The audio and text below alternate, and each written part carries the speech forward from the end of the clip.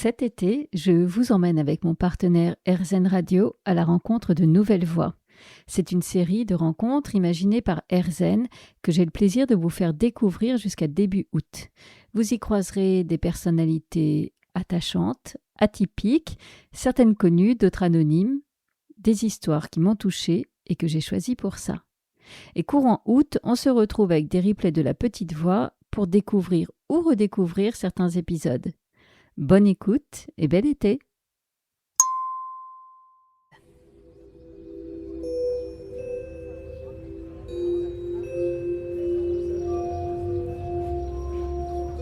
Ce que vous allez entendre est une histoire de résilience.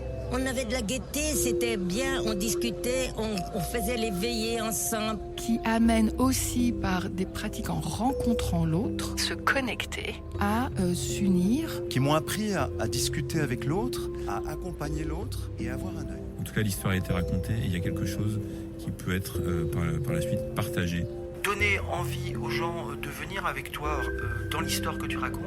Il y a toujours un merci derrière. Merci par ton malheur de nous donner l'occasion de rire. Rencontre par RZN.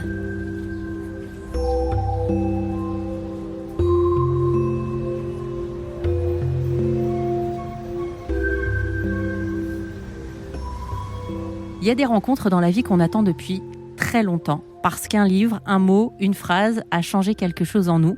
Aujourd'hui, c'est mon cas. J'ai le bonheur d'accueillir un auteur qui m'a aidé à voir la vie autrement. En tout cas, qui m'a aidé à poursuivre un chemin sur lequel j'étais déjà en train de faire mes premiers pas, à trouver un peu d'apaisement, presque de la lumière. Stéphane Alix, bonjour. Bonjour Emeline. Stéphane Alix, sachez que vous êtes l'équivalent de Beyoncé pour moi au sein de la rédaction RZN Radio. Oh, je danse pas aussi bien. On fera le test à la fin de l'émission. Chiche. Je parle de vous depuis très longtemps, 4 ans et quelques qu'RZN Radio existe. Et je crois que si on m'avait demandé lors de mon entretien d'embauche qui est-ce que je rêverais d'interviewer, j'aurais sorti votre nom. Oh, merci, mais pourquoi ? Parce que j'admire votre travail, parce que je trouve que vous faites quelque chose d'important à travers toutes les enquêtes que vous menez avec beaucoup de sérieux, parce qu'il y a beaucoup de choses en matière de spiritualité, beaucoup de gens qui sont trop perchés. Et donc j'aime bien votre manière d'aborder les choses, partant de vous aussi, on va en parler, on va expliquer qui vous êtes aussi à celles et ceux qui ne vous connaissent pas. Mais oui, je suis vraiment ravie, c'est un long chemin, on est nombreux et nombreux à l'emprunter, le chemin du deuil aussi, et on a besoin d'avoir aussi des gens comme vous qui arrivent à nous mettre de la lumière là où parfois on n'en voit plus.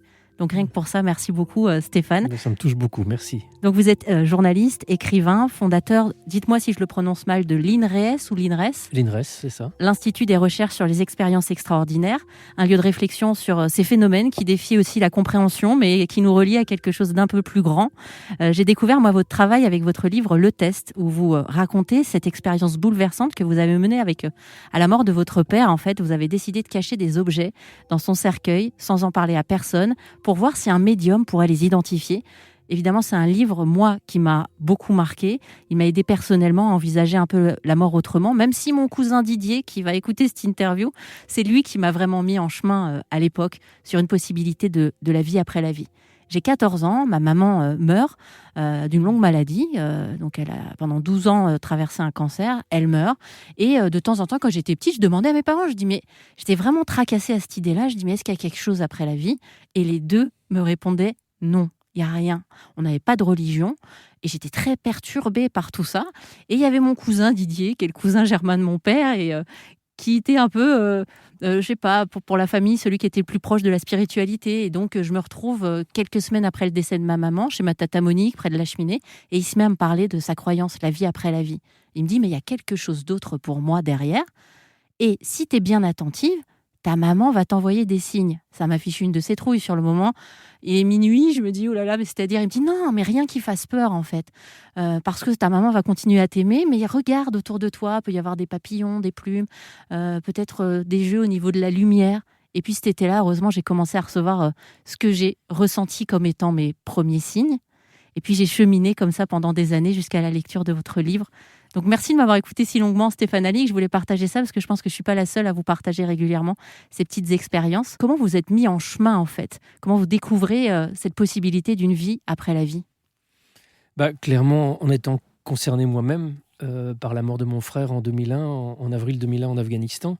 Avant ça, j'avais une espèce de fascination pour la mort, mais plus distancié. J'étais intéressé par ça parce que je faisais du reportage de guerre notamment, donc ça m'a confronté à des morts à plusieurs reprises. Mais voilà, comme une question un peu philosophique, enfin, surtout qui ne me concernait pas. Voilà, surtout. Quand on a 25 ans, 30 ans, la mort, ça ne vous concerne pas. Éventuellement, voilà, vous avez une grand-mère, un grand-père qui décède. Moi, ma grand-mère est décédée voilà, quand j'avais 17 ans. Mais c'était dans l'ordre des choses. Donc, cette question, elle n'était jamais venue comme comme autre chose qu'une petite curiosité, une petite interrogation passagère. Mais comme dans votre cas, vous perdez votre maman à 12 ans, moi je perds un frère à 32 ans, lui il en avait 30. Tout d'un coup, là, il y a quelque chose qui n'est pas dans l'ordre des choses. Il y a quelque chose qui interroge et qui, sans doute pour vous, mais pour moi, a été le moteur d'une nécessité absolue d'avoir des réponses dont je ne savais même pas quelles pouvaient être des questions quand ça a commencé. Parce que quand mon frère est mort, j'étais pas croyant particulièrement. J'étais pas doué en philosophie vu que j'ai même pas passé mon bac, donc j'avais pas de structure mentale ou intellectuelle pour gérer le questionnement un peu philosophique autour de cette question-là. Et donc ce n'est qu'une succession de hasards ou de rencontres qui ont fait que je suis tombé sur un médecin que j'entendais interviewer à la radio qui parlait des expériences de mort imminente. Voilà, pour moi, il y avait déjà un bug là, comment un médecin pouvait parler de ces trucs qui étaient des hallucinations. Donc s'il le faisait, c'est que c'était peut-être pas ce que je croyais que c'était.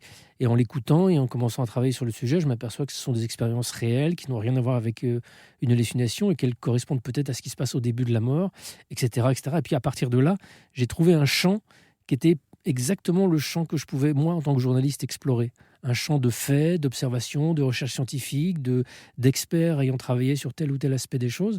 Et à partir de ce moment-là, je pouvais faire mon boulot, en fait, tout simplement. C'est-à-dire poser des questions, vérifier des hypothèses, croiser des faits, etc., etc. Et surtout, justement, ne pas entrer dans la croyance. Moi, il n'était pas question, à la mort de mon frère, que je n'étais pas en demande de croire à quelque chose. Je n'avais pas besoin d'être réconforté. Voilà, même si c'était un drame...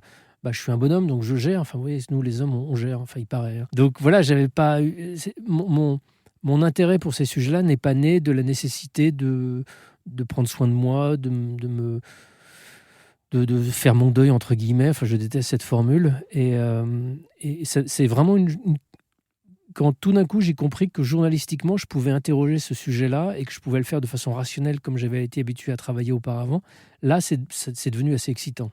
Voilà. Pourquoi vous détestez cette formule faire votre deuil? Parce qu'elle ne correspond pas à la réalité de ce qu'on traverse quand on perd quelqu'un. Faire son deuil, ça voudrait dire tiens, j'ai fait la pâte à tarte, elle monte dans le frigo, elle sera prête à telle heure. Faire son deuil, ça voudrait dire qu'au bout d'un moment, on a fait quelque chose et c'est fini. Et la personne absente, elle est plus absente, on est guéri, etc. Non, moi j'ai le sentiment que quand on perd quelqu'un, ce quelqu'un, il a disparu et sa disparition nous pèsera peut-être pas, mais nous affectera toute notre existence durant. Moi, mon frère est mort aujourd'hui il y a 24 ans. C'est long, 24 ans. Est-ce que j'ai fait quelque chose dans ces 24 ans? J'en sais rien. Je sais très bien où il est aujourd'hui. J'ai une énorme confiance dans l'évidence qu'il poursuit son existence quelque part, etc. Mais lui ou par exemple mon père, qui est mort il y a 13 ans, leur physicalité me manque à certains moments. Je suis pas dans la douleur, dans la tristesse H24, très loin de là. Mais voilà, j'ai des tout petits moments où je me dis tiens, là j'aurais bien aimé mettre une tape sur l'épaule de mon père, lui parler de ça, avoir un échange intellectuel avec lui. Voilà, nos échanges intellectuels me manquent par exemple. Donc j'ai beau savoir qu'il y a une vie après la mort, j'ai beau avoir fait ce test où j'ai la certitude que mon père a répondu au médium et qu'il est encore en vie quelque part, je peux plus avoir les discussions sur la politique, sur la géopolitique, sur ce qui vient de se passer au Moyen-Orient par exemple avec lui qui était prof d'histoire à un moment. Voilà, je peux plus avoir ces échanges et ça me manque. Donc faire le deuil, ça voudrait dire que tout d'un coup ça ne me manquerait plus. C'est idiot. Le deuil, c'est un processus au cours duquel on traverse un certain nombre d'étapes. À un moment, on retrouve une forme d'apaisement intérieur, de paix, on arrive à vivre, on arrive à vivre avec l'absence qui a transformé, je dirais, notre relation à la personne disparue. Mais il n'y a pas un moment où c'est terminé. Enfin, Voilà comment je l'exprime, quoi. C'est très important aussi ce que vous êtes en train de dire, Stéphane Alix, parce que vous me demandiez en début d'interview pourquoi est-ce que j'avais tant envie de vous recevoir. C'est pour ces raisons-là, en fait, parce que vous allez aider, rien qu'avec ce que vous venez d'expliquer, les auditrices, auditeurs qui nous écoutent et qui, pour certaines et certains, ont eu l'impression peut-être de devoir faire leur deuil, que c'était pas normal, au bout de 10-15 ans, quand on a perdu quelqu'un, d'être toujours aussi triste. Moi, au tout début, justement, je croyais à ça, faire ce deuil. Donc, pendant 10-15 ans, effectivement, j'entreprends tout un tas de thérapies en me disant, mais un jour, je vais arrêter d'être triste, de plus avoir ma maman. Et c'est un médecin de famille qui finit par m'expliquer, il me dit, mais en fait, tu seras triste toute ta vie. Je reçois une petite mamie de 92 ans et régulièrement, elle pleure encore à la mort de sa maman qu'elle a pourtant perdue quand elle avait 8 ans. Et ça aide aussi de savoir en fait qu'il va falloir, oui, accepter de vivre sans, même si on a la croyance, pour certaines et certains d'entre vous, qu'il y a sûrement quelque chose de l'ordre de la vie après la vie. Alors vous dites souvent que vous êtes resté journaliste avant tout. Vous ne croyez pas, vous enquêtez. C'est une nuance quand même assez importante. Comment on fait pour enquêter sur l'invisible sans perdre la rigueur du réel, Stéphane Alix ? C'est pas bien compliqué en fait. Il suffit d'avoir un peu de discernement et d'être sérieux. Et moi, je vois pas de difficulté notable, si vous voulez. Ça demande du temps en fait. C'est surtout ça demande du temps. Et moi, j'ai la chance d'avoir toujours été journaliste indépendant. C'est-à-dire que j'ai été freelance, j'ai jamais appartenu à une rédaction. Et l'avantage de ça, c'est que je pouvais prendre le temps que je voulais pour travailler sur tel ou tel sujet. Quand j'ai publié mon premier livre qui était consacré au trafic de drogue entre l'Afghanistan et l'Europe, j'y ai passé 2 ans. J'ai passé 2 ans sur le terrain à faire des piges, à écrire aussi bien pour le monde diplomatique que pour Playboy, vous voyez, le spectre assez large. Et ça m'a permis de financer des voyages et des voyages et des voyages. Au bout d'un certain temps, voilà, vous arrivez à avoir un certain nombre de compétences et d'expertise sur un sujet donné. Et sur la question de la conscience, pour moi, ça a été le cas. C'est-à-dire que ma porte d'entrée, ça a été les expériences de mort imminente. Qui sont, pour certaines et certains qui ne connaissent pas, c'est quoi ? C'est les expériences dont on a tous entendu parler, on croit tous savoir de quoi il s'agit. C'est-à-dire des gens qui, pendant un coma, un accident de voiture, disent être sortis de leur corps, avoir vu la lumière, un tunnel, être partis dans un tunnel, comme s'ils commençaient un voyage de l'autre côté de la mort. Et dans les grands magazines de vulgarisation scientifique, on vous explique tous les 6 mois qu'on a trouvé l'explication. C'est en fait un problème dans le cerveau, c'est un fait de ci, c'est un fait de ça. Et en fait, pas du tout. Ça demeure aujourd'hui une énigme complète pour les neurosciences. C'est-à-dire que cette expérience, on présuppose qu'elle est fabriquée par le cerveau parce que notre modèle scientifique veut que toutes nos expériences de conscience soient fabriquées par le cerveau. Ça, c'est l'hypothèse sur laquelle notre monde est basé. Or, ces expériences, justement, invalident complètement cette hypothèse parce qu'elles surviennent dans des moments, notamment, où le cerveau est en très faible activité, voire en cessation d'activité. Après un arrêt cardiaque, par exemple, les études nous montrent que entre 10 et 15 secondes, votre cerveau cesse totalement d'être irrigué. Donc, il est plus irrigué, il est plus alimenté en énergie, il ne fabrique plus d'expérience. Les neurones ne meurent pas parce qu'ils vont pouvoir être animés s'il y a une tentative de réanimation qui est faite et que la personne est ramenée dans les 4-5 minutes. Au-delà de ça, les cellules cérébrales meurent définitivement. Mais donc, pendant ce moment ce qu'on appelle le moment de mort clinique, où les cellules sont en stand-by, elles ne produisent rien. Elles conservent le peu d'énergie qu'elles ont pour survivre, conserver leur intégrité. Et donc, ces neurones-là ne produisent aucune expérience. Donc, voilà une expérience qui arrive aujourd'hui depuis presque 60 ans maintenant dans des services de réanimation, parce qu'on a développé depuis cette date-là des techniques de réanimation qui permettent de ramener des gens d'un arrêt cardiaque, ce qu'on n'arrivait pas à faire dans les années 50, par exemple. Donc, à peu près 20% des gens qu'on ramène d'arrêt cardiaque, par exemple, décrivent avoir vécu une expérience de cet ordre-là. Une expérience d'hyperconscience, où ils sont sortis de leur corps, où ils ont vu de la lumière, où ils ont une expérience de nature psychospirituelle extrêmement impactante et bouleversante. Ils ont eu l'impression, pour beaucoup, de se réveiller. C'est les termes qu'ils emploient. Tout d'un coup, ils se réveillent à la réalité réelle, comme si toute leur vie durant, ils avaient été dans une forme de sommeil ou de confusion altérée. Et puis, arrive un moment dans l'expérience où ils sont confrontés à des entités spirituelles ou des personnes décédées de leur famille ou autres. Et là, il y a comme une sorte d'injonction que ce n'est pas leur moment et qu'il faut revenir. Et ils reviennent dans leur corps. Ça peut être une expérience consciente ou une expérience inconsciente, mais ils reprennent conscience tout d'un coup qu'ils sont dans leur corps. Et voilà, et donc en enquêtant sur cette expérience, la première chose à faire pour moi, ça a été de vérifier la véracité des témoins. Par exemple, quand un témoin dit je suis sorti de mon corps, je suis allé dans la pièce d'à côté parce que j'étais dans un bloc opératoire et j'ai vu que dans le bloc opératoire à côté, il y avait un chirurgien qui avait une casquette jaune. Je dis n'importe quoi, hein, c'est pas un témoignage réel, ça. Moi, mon but, c'est d'aller voir l'équipe médicale, d'aller voir le maximum de données et effectivement de vérifier si le jour décrit par le témoin, il y avait un type avec une casquette jaune de l'autre côté. Et quand ça s'avère, ça interroge. On se dit, comment se fait-il que ce type-là ait pu voir un type avec une casquette jaune ? Est-ce que c'est une coïncidence ? Est-ce que c'est un hasard ? Donc, enquêtons sur un deuxième cas, puis un troisième cas, puis un quatrième, etc. Et quand on fait ce type de travail d'investigation, qui consiste en fait à vérifier les dires du témoin, de l'équipe soignante, etc., vous apercevez que des gens qui n'étaient pas en mesure de le faire parce qu'ils étaient en arrêt cardiaque ou en coma ou complètement immobilisés sur une table d'opération, vous décrivent ce qui s'est passé dans un environnement proche ou éloigné et dont on a pu vérifier l'exactitude. Donc ça bouscule tout. Ça bouscule tout. Comme disait je ne sais plus qui, il suffit d'un seul corbeau blanc pour prouver que tous les corbeaux ne sont pas noirs. Et là, des corbeaux blancs, on commence à en avoir un paquet quand on enquête là-dessus. Et ce faisant, moi je travaille, j'enquête en vérifiant ce type de témoignages, mais je rencontre aussi des chercheurs, d'autres médecins dans différentes disciplines qui ont consacré parfois des années à étudier ce phénomène. Il y a Sam Parnia en Grande-Bretagne, Pim van Lommel en Hollande, Bruce Grayson aux États-Unis. Enfin voilà, des gens qui sont devenus pour certains des amis, dont je connais le travail depuis des années. Et ces gens-là vous disent non, l'expérience de mort imminente n'est pas une hallucination, c'est pas un rêve, c'est pas quelque chose qui est dû à un dysfonctionnement cérébral. On parle souvent d'anoxie, c'est-à-dire quand le cerveau est moins oxygéné, ça peut créer un rétrécissement du champ visuel. Donc on se dit voilà, les expériences de mort imminente avec ce tunnel, ça correspond à ce moment d'anoxie. Non, même un cerveau qui fonctionne à 100%, là, votre cerveau, il fonctionne à 100% parce que je vois que vous m'écoutez avec attention, vous êtes incapable de me dire ce qui se passe dans la pièce d'à côté parce que vous n'êtes pas sorti de votre corps.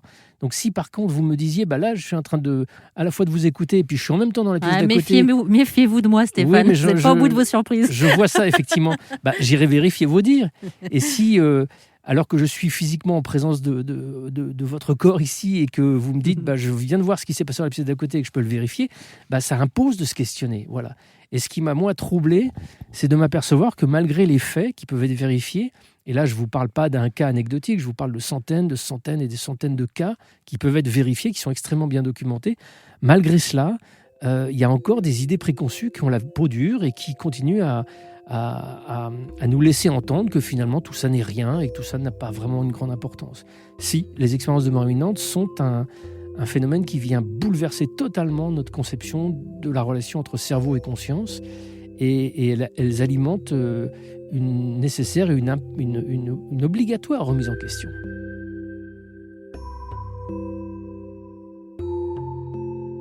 Rencontre avec Stéphane Alix, journaliste, écrivain, fondateur de l'INRES, Institut de recherche sur les expériences extraordinaires, et auteur notamment d'un livre qui vient de sortir, qui s'appelle « La preuve, les morts nous parlent » aux éditions HarperCollins. Dans ce livre, vous avez décidé de retenter une expérience. Vous avez soumis la photo d'une jeune femme décédée à plusieurs médiums sans leur donner aucune information. Comment elle est née, cette idée, Stéphane ? Plus on me pose la question, moins je le sais en fait. Je me demande si d'une certaine manière, c'est pas la jeune fille qui a été ma partenaire sur cette expérience, Aurélie, qui a été tuée par son conjoint en octobre 2010. Je me demande si c'est pas elle qui m'a soufflé de faire cette expérience-là.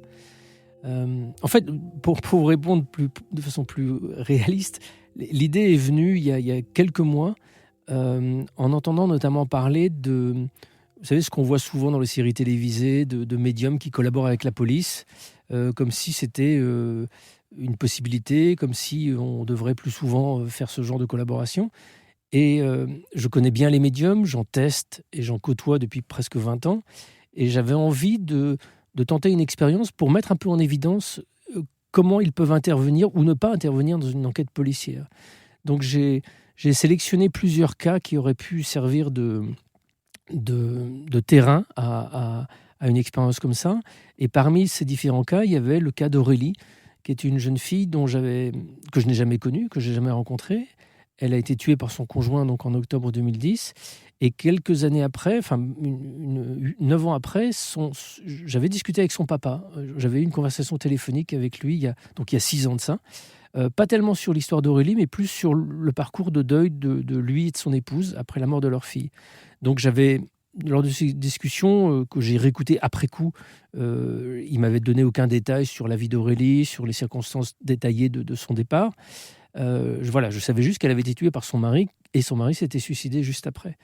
Donc quand j'ai eu envie de faire ce test avec les médiums, j'ai pensé à Aurélie, j'ai pensé à ce cas-là. Donc j'ai appelé le papa, Pierre, et je lui ai proposé de faire l'expérience. Et il a accepté tout de suite, il connaît mon travail, il savait que ça allait être respectueux de la vie de sa fille, évidemment. Et donc je lui ai dit, ne m'en dites pas plus, envoyez-moi juste une photo d'Aurélie qui va me servir à faire ces tests-là. Et donc muni de cette photo, je suis allé voir un premier médium avec la seule information, je lui donnais la photo, et je lui disais, voilà, cette jeune fille est décédée, point. Entrer en communication avec elle. L'aspect important pour moi de ne rien connaître de la vie d'Aurélie était une sorte de garantie supplémentaire que si on avait des détails qui s'avéraient, on avait la certitude que ce n'était pas moi qui avais pu les donner inconsciemment au médium parce que je ne les connaissais pas. Donc le premier test a été impressionnant. J'ai eu le sentiment vraiment qu'Aurélie s'était manifestée, notamment parce qu'elle donnait des détails assez précis sur une fin de vie assez violente.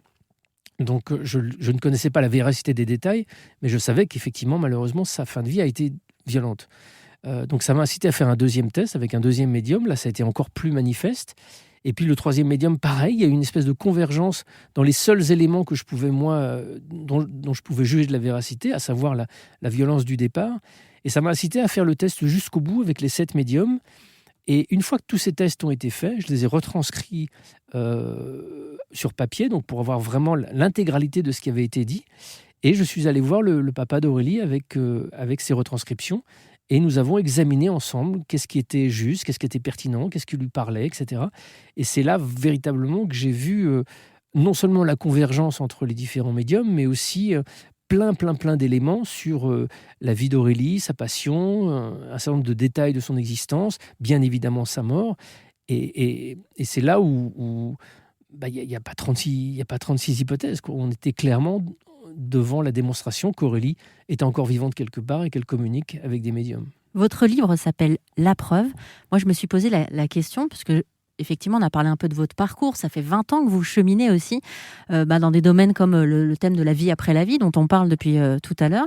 Et je me suis dit, pourquoi est-ce que c'est si important pour lui de prouver que ça existe, ça? Vous auriez pu en rester à une croyance. Pourquoi ce serait important qu'on puisse prouver qu'il y a une vie après la vie? Parce que les preuves sont accessibles. Donc ce serait...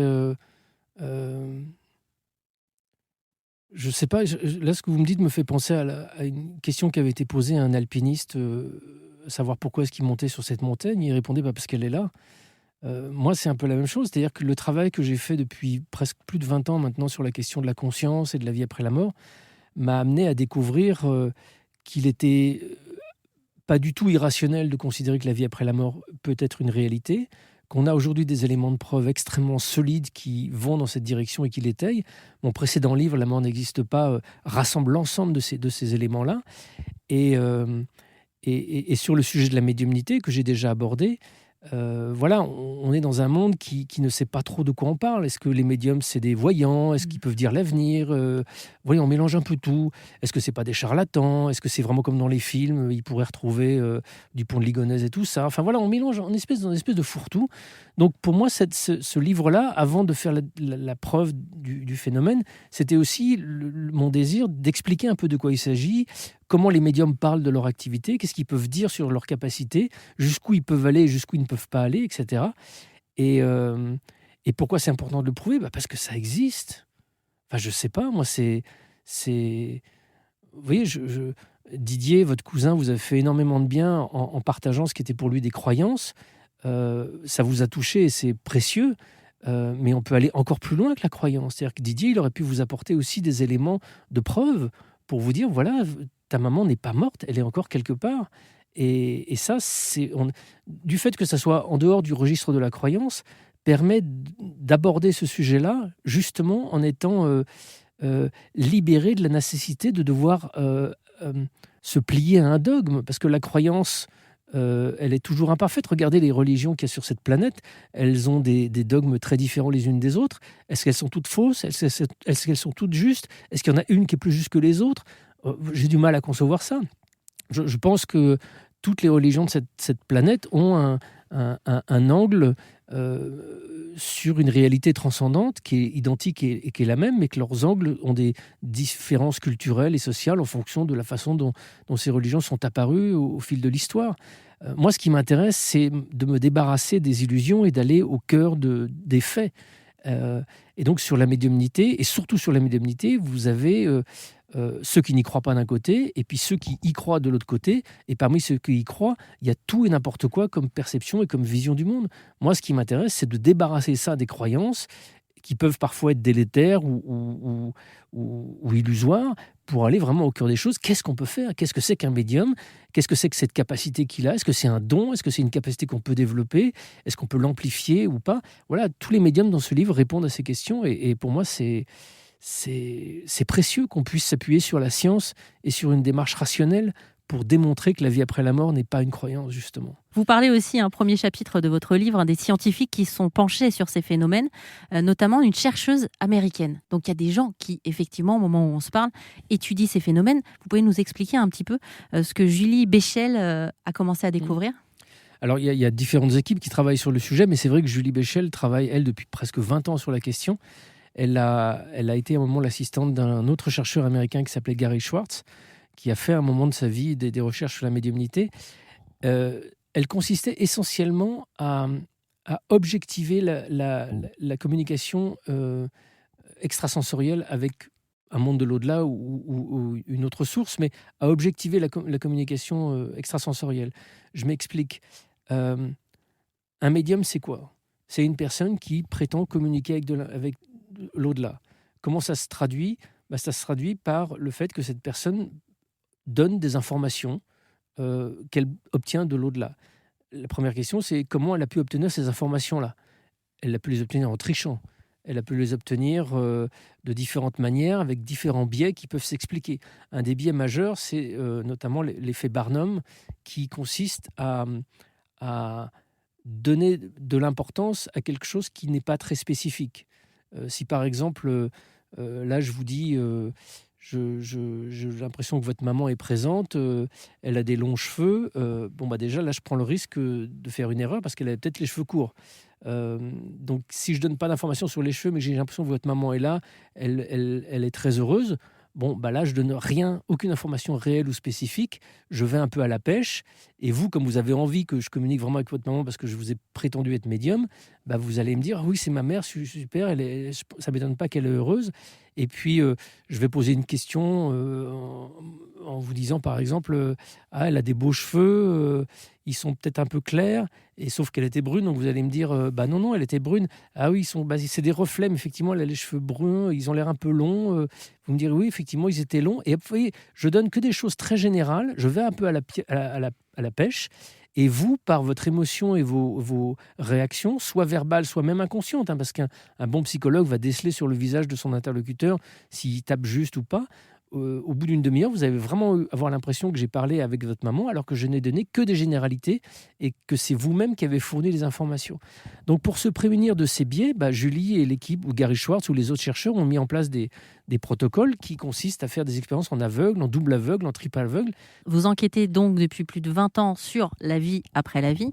Moi, je voulais savoir avec vous, comment vous imaginez que ça va se passer pour vous, cette vie après la vie ? Qu'est-ce qui se passe après ? Là, on change un peu de registre, parce que là, c'est beaucoup moins le journaliste qui peut répondre à ça. On peut objectiver et apporter des éléments de preuve extrêmement solides sur la poursuite de la conscience après la mort, mais qu'est-ce qui se passe, comment ça se passe, où on va, etc. Là, ça devient beaucoup plus délicat parce que l'expérience, comment dirais-je, parce qu'on change de monde. On change de monde et en ramener de l'information est plus du tout la même chose. C'est-à-dire que quand je questionne les médiums sur qu'est-ce qui se passe de l'autre côté, on va avoir des réponses qui seront très colorées de leurs croyances personnelles, en fait. Si je peux permettre juste un petit mot, oui. Je voudrais pas terminer sur ce que je viens de dire, mais dans une expérience de médiumnité, il y a 3 participants. Il y a le médium avec ses capacités et ses limites. Il y a le consultant qui vient voir pour essayer de communiquer avec un défunt. Et puis il y a le défunt lui-même. Et je voudrais profiter de votre micro encore quelques secondes pour remercier Aurélie, cette jeune fille qui est décédée il y a 15 ans, quasiment jour pour jour, parce que sans elle, ce livre n'existerait pas. Elle ne me connaît pas, je ne fais pas partie de sa famille, on n'a aucun lien qui aurait pu motiver son désir d'interrompre ce qu'elle est en train de faire de l'autre côté pour venir participer à cette expérience d'un journaliste un peu névrosé sur Terre. Et elle l'a fait. Alors je sais que ses parents ont été très touchés, très troublés par l'expérience et ils m'en ont remercié. Mais je pense qu'elle ne l'a pas fait seulement pour ses parents, ni pour moi. Elle l'a fait peut-être pour aussi partager quelque chose à travers les mots que j'ai employés dans ce livre et pour les lectrices, les lecteurs. Que ce livre est beau et malgré les circonstances difficiles de son départ, elle nous partage quelque chose de très très beau aujourd'hui.